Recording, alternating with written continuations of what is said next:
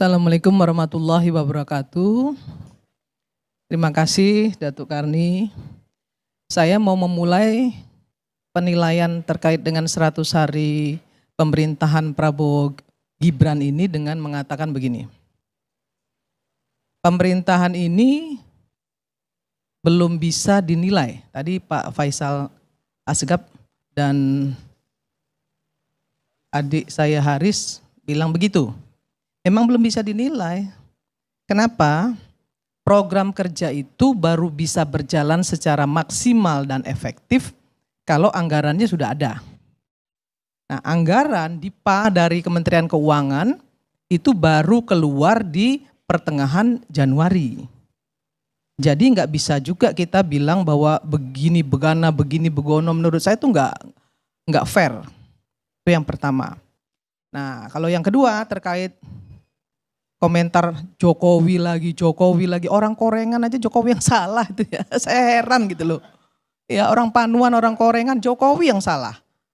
Nah, saya mau kasih tahu gini Pak Faisal sama Haris. Jokowi itu hebat. Bagi saya dia presiden yang sangat hebat. Kenapa? Presiden sipil, orang sipil bisa jadi presiden Republik Indonesia 2 periode. Itu luar biasa, belum ada di Indonesia. Selama ini yang kuat itu kan selalu TNI.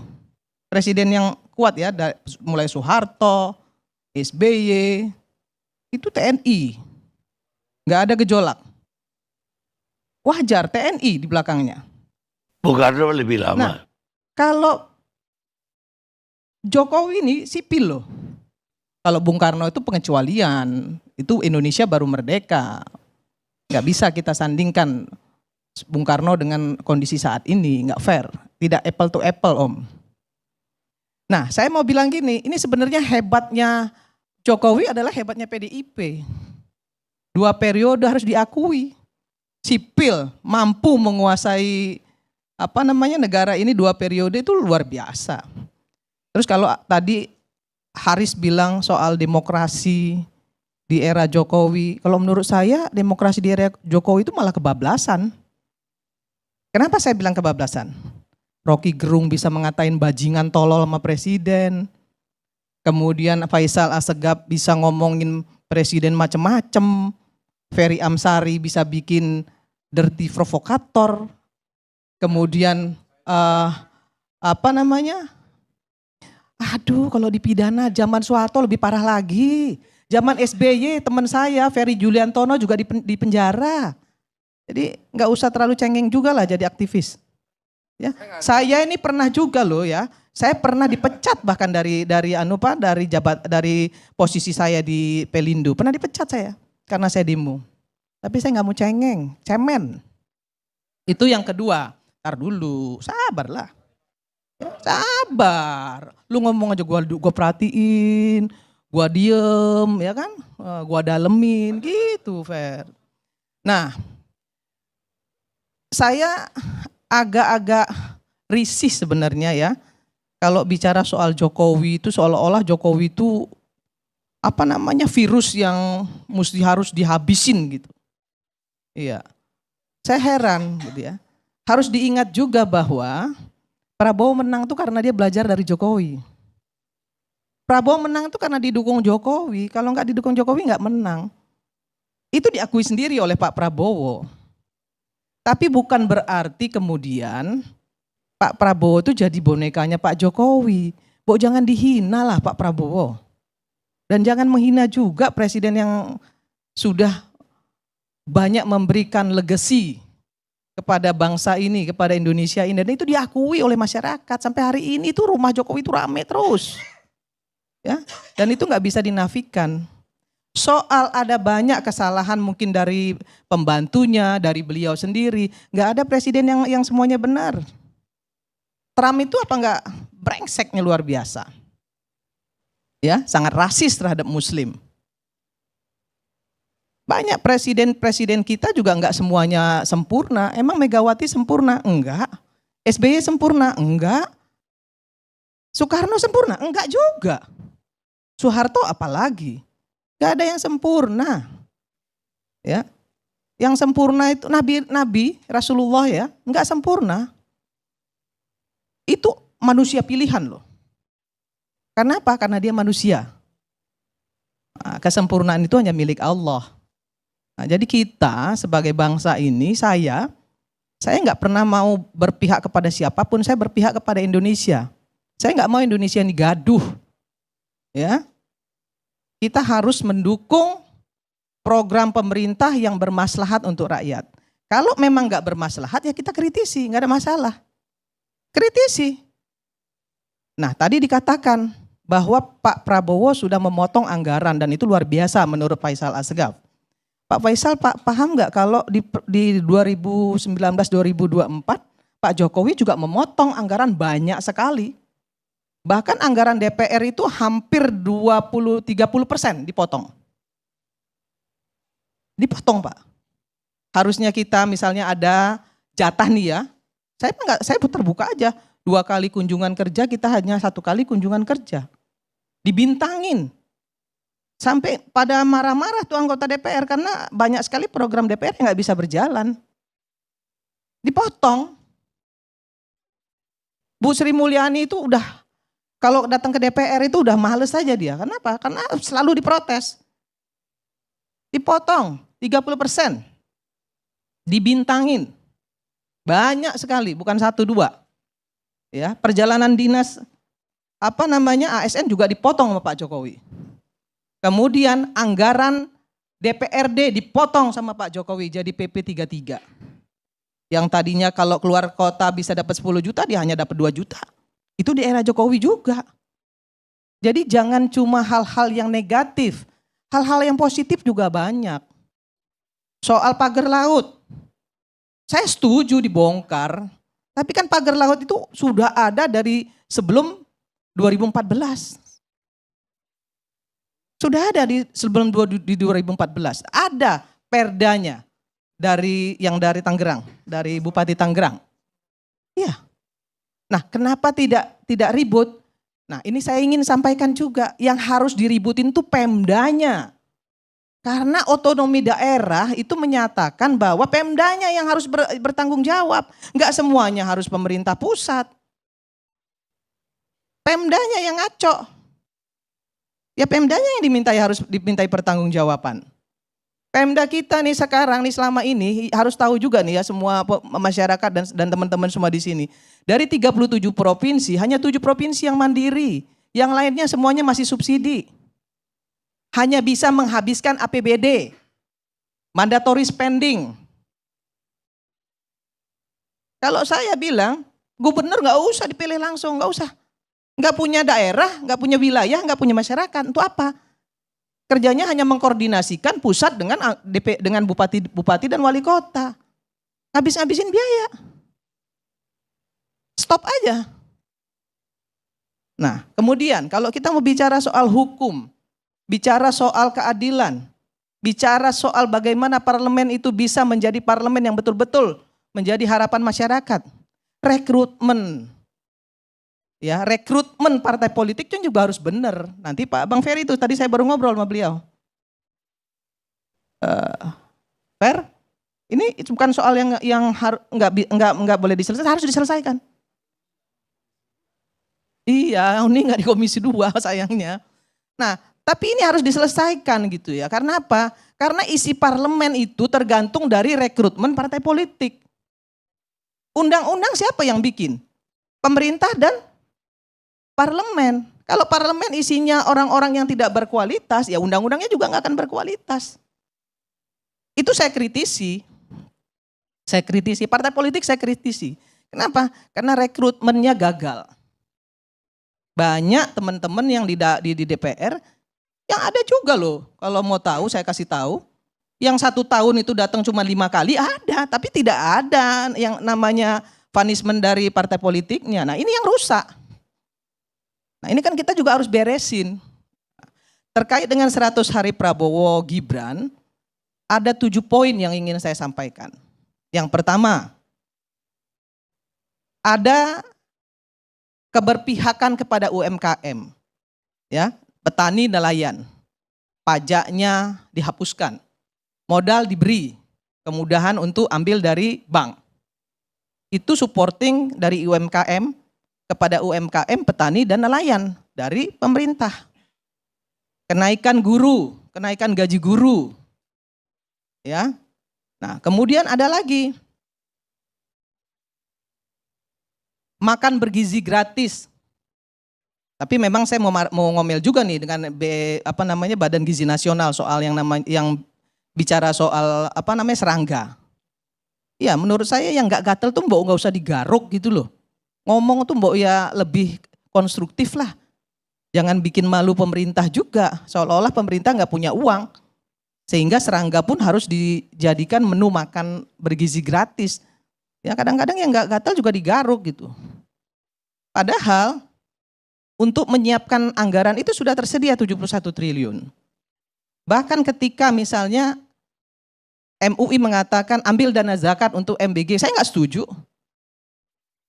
Nggak setuju. Ada yang bisa lebih bisa untuk bisa diandalkan untuk menambah ya anggaran makan bergizi gratis itu. Cukai rokok 150 triliun per tahun. Itu kan dana kesakitan masyarakat, Bang Karni. Cukai rokok itu dana kesakitan masyarakat. Itu bukan pajak. Itu adalah bagian dari tanggung jawab perusahaan rokok terhadap kesakitan masyarakat akibat merokok. Nah, itu bisa dikembalikan lagi dananya untuk kesejahteraan masyarakat. Bisa masuk ke MBG, bisa masuk ke BPJS Kesehatan. Nggak perlu harus ngambil dana zakat, 150 triliun. Kalau perlu naikin lagi cukai rokoknya menjadi lebih tinggi lagi supaya nggak banyak orang merokok. Ya kan, kalau satu bungkus rokok 30.000 atau 40.000, yakin saya turun itu perokok itu. Iya kan? Loh iya kan, kalau kita mau bicara kesehatan, hari ini kuratif ya, untuk bayar kesakitan masyarakat kuratif, itu tinggi sekali BPJS mengeluarkan anggaran. Kenapa? Karena promotif preventifnya nggak jalan. Rokoknya dibiarkan, mau rokok elektrik, mau rokok kretek, rokok semua berjalan. Sampai anak kecil pun bisa beli rokok. Promotif preventifnya nggak jalan. Maka saya bilang dengan Menteri Kesehatan, ya kerjanya yang benar dikit lah. Karena yang begini-begini ini yang bertanggung jawab Kementerian Kesehatan. Promotif preventif nggak jalan sehingga kuratif tinggi. Nah, Pak Prabowo meminta kepada Menteri Kesehatan untuk bisa melakukan promotif preventif, mengurangi kuratif, maka diberikanlah yang namanya kontrol, cek up gratis untuk masyarakat. Yang berulang tahun didahulukan. Tapi yang nggak berulang tahun pun selama 2 periode Pak Jokowi juga sudah berjalan di BPJS. Ya, setiap orang boleh melakukan cek darah, cek kolesterol, cek tekanan darah. Nah, kemudian satu lagi asam urat. Itu sudah gratis oleh pemerintah selama 2 periode. Itu harus tahu loh, seluruh masyarakat dan kita semua harus tahu. Sudah terlalu banyak yang diberikan pemerintah sebenarnya. Nah, hanya saja banyak juga program-program pemerintah itu tidak terkomunikasikan ke publik dengan baik, Noel. Kenapa? Karena juru bicara presiden, juru bicara istana itu tidak melakukan pekerjaannya dengan baik. Sehingga masyarakat tidak paham, tidak ngerti apa yang sebenarnya ada. Fasilitas-fasilitas yang diberikan oleh pemerintah. Ya kan? Bilang bansos, dikira bansos itu hanya bagi-bagi beras. Enggak. Sebenarnya namanya Perlinsos, perlindungan sosial yang diberikan pemerintah Jokowi. Dilanjutkan oleh Presiden Prabowo. Apa? Subsidi listrik, subsidi BBM, kemudian ada yang namanya jamban sehat, ada yang namanya bedah rumah. Itu semua ada. Ada yang namanya BLK komunitas. Wah, banyak sekali yang diberikan pemerintah sebenarnya kepada rakyat. Mungkin kalian di sini semua nggak tahu itu. Saya tahu karena saya di bawah. Dari komisi saya aja, ya saya mau kasih tahu, yang diberikan pemerintah itu sangat banyak sekali. BLK komunitas, ya, kemudian jalan setapak untuk desa. Itu dari Kementerian Tenaga Kerja tuh. Tenaga kerja mandiri. Ya. Belum lagi pendidikan vokasi untuk anak-anak SMA, ya. Yang diberikan Kementerian Tenaga Kerja. Nah, masalahnya kekurangannya di mana? Kekurangannya ketika BLK komunitas itu dibuat, selesai dibuat, diberikan peralatan, selesai. Pemerintah tidak memberikan lagi supporting untuk bagaimana BLK ini bisa bertahan. Ya, sumber daya manusianya untuk mendidik anak-anak ini selanjutnya itu dibiarkan menjadi tanggung jawab penerima. Nah, sementara penerimanya tidak punya anggaran untuk melanjutkan BLK komunitas ini. Itu Noel. Itu menjadi tanggung jawabmu besok. Ya. Nah, terkait lagi dengan misalnya kemarin ada penembakan nelayan, ya, bukan nelayan, TKI Indonesia oleh Malaysia. Apa yang kau kerjakan, Noel? Kau harus minta pertanggungjawaban Malaysia loh. Kalau mereka bersenjata boleh ditembak. Kalau mereka nggak punya senjata, nggak boleh dong mereka main tembak-tembak begitu saja. Ini kedaulatan negara loh ya. Nah, Anda harus tahu itu. Dan itu harus ditindaklanjuti. Marwah bangsa itu. Banyak lagi sebenarnya yang ingin saya sampaikan di sini bahwa kita semua ini harusnya bersyukur. Nah, kalau ada banyak yang belum terselesaikan dari program pemerintah itu bukan penipuan. Karena apa? Ada program jangka panjang, jangka pendek, jangka menengah, kemudian program prioritas. Nah, kalau ada program yang belum terselesaikan karena waktu, karena anggaran, itu bukan penipuan. Wah, presiden menipu. Buktinya program kerjanya yang ini belum selesai, yang ini belum selesai. Ya nggak bisa selesai juga kalau cuma 5 tahun. Nah, yang begini-begini harusnya kita sama-sama duduk. Ya, teman-teman semua memberikan masukan tadi, bagi saya itu penting. Kenapa? Karena pemerintah yang absolut, yang terlalu absolut juga pasti nantinya akan jadi diktator. Dan gak bagus, gak ada yang kontrol. Jadi harus ada kontrol sistem yang efektif juga dari kita-kita ini. Tetapi saya ingin sampaikan juga yang konstruktif lah. Jangan dikit-dikit Jokowi, dikit-dikit Jokowi. Saya bukan mau bela Jokowi, tapi kalau semua masalah kayaknya ditimpahin dengan Jokowi, kok kayaknya Jokowi ini kayak sampah gitu loh. Ya. Yang bilang sampah tapi siapa tadi? Oh gitu. Oh berarti Anda sampah dong ya. Jadi sebentar Pak. Ya nggak apa-apa sebentar. Saya kan nggak menyebut nama Bu Irma tadi kan. Saya bicara dengan pandangan yang umum saja. Ya. 3 kali sebut nama saya. Oke. Nanti ada waktunya lagi kan setelah ini. Saya belum selesai Pak. 15 menit ini Bu Irma. Belum. Saya hitung. Coba belum. Sebentar lagi, 1 menit lagi. 1 menit lagi. Saya ingin sampaikan kepada kita semua, 100 hari Presiden Prabowo Gibran ini, menurut saya sudah cukup bagus. Sudah cukup konstruktif. Kalau ada yang masih kurang, wajar-wajar saja. Nanti kita lihat ke depan, kita kawal bersama. Karena anggarannya baru turun di pertengahan Januari. Dan itu juga belum semuanya cair. Ya kan? Karena seluruh program kerja, kebijakan dan lain sebagainya tidak akan pernah berjalan kalau tidak ada anggaran. Nah, mungkin itu dari saya.